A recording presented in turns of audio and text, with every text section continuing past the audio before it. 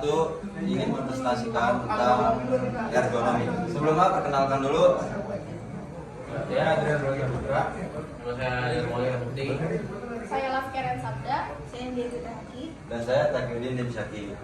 Kami ingin menjelaskan tentang analisis masalah ergonomi pada bengkel motor. Pertama-tama ada definisi dari ergonomi. Definisinya itu adalah ilmu yang mempelajari interaksi manusia dengan lingkungan kerja. Pentingnya ergonomi di lingkungan kerja itu dapat meningkatkan kenyamanan, keselamatan, dan efisiensi kerja, serta dampak dari lingkungan kerja yang tidak ergonomis yaitu resiko kecelakaan, cedera, dan penurunan produktivitas. Nah, dari identifikasi masalah bengkel yang tidak ergonomis itu yang pertama ada dari fisik yang buruk. Jadi postur kerja yang buruk contohnya dari mekanik yang sering membungkuk, jongkok, dan berdiri terlalu lama dapat menyebabkan cedera fisik seperti nyeri punggung, tangan, leher, atau kaki. Selanjutnya dampak ergonomi fisik yang buruk yang kedua yaitu pada gambar yang diberi nomor 1, angka yang kecil karena tidak dilakukannya pembuangan cairan yang baik sehingga dapat berisiko kepleset dan jatuh. Pada gambar kedua yaitu tidak tersedia alat pelindung diri yang memadai seperti sarung tangan dan sepatu safety yang berakibatnya tangan ataupun kaki bisa terluka atau karena alat saat sedang bekerja memperbaiki kendaraan bermotor. Yang ketiga yaitu sebenarnya ini termasuk ergonomi safety tapi nggak pernah masuk kerja.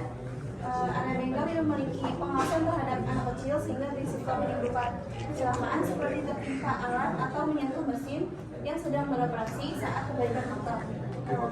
Jadi solusinya bisa diberikan contohnya pagar pembatas atau kebijakan khusus agar yang memasuki hanya yang berwenang saja. Oke, yang kedua ergonomi kognitif yang buruk. Yang pertama itu kesulitan mencari alat atau sulit sedang dikarenakan alat kerja, suku sedang tidak tertata secara teratur dan tempat penyimpanan tidak dikelompokkan dengan baik sehingga dapat memperlambat pekerjaan. Nah, solusinya itu adalah dari bengkel ini yaitu memberikan tools dan alat-alat harus dirapikan sesuai tempatnya. Oke, berikutnya ada ergonomi organisasional yang buruk, yaitu jam kerja dimulai dari pukul 9 hingga pukul 18.00 dengan hanya 1 kali waktu istirahat.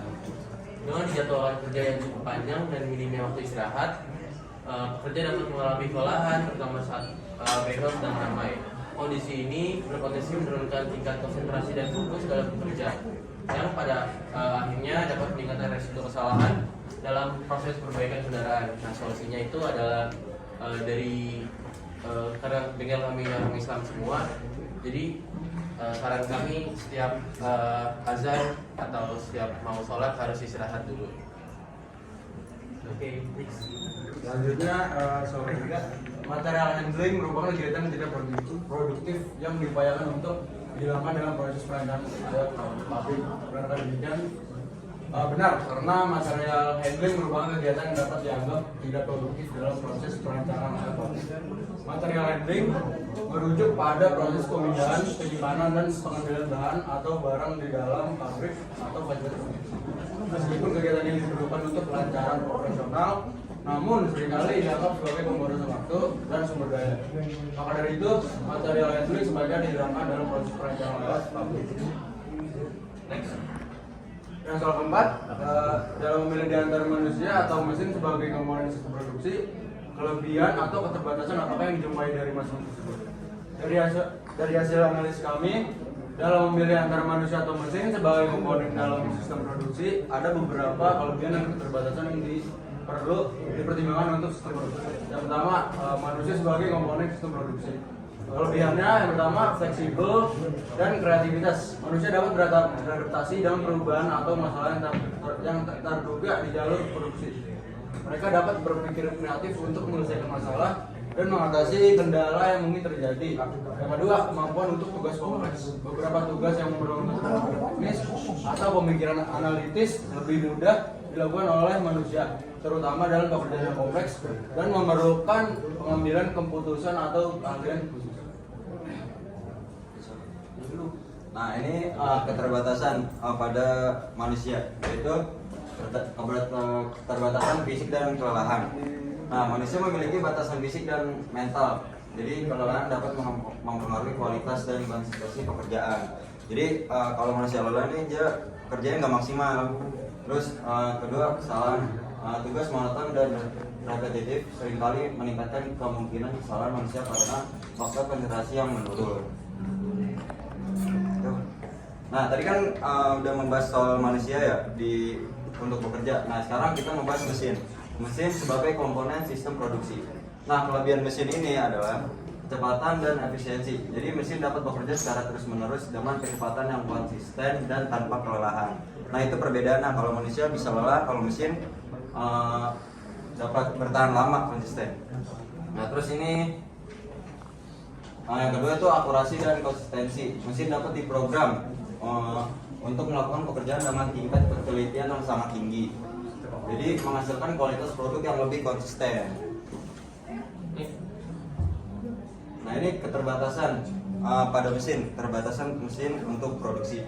Nah, yang pertama itu kurangnya fleksibilitas. Mesin biasa dirancang untuk tugas tertentu. Jadi kayak statis aja gitu kan. Kalau manusia itu bisa beragam mengerjakannya.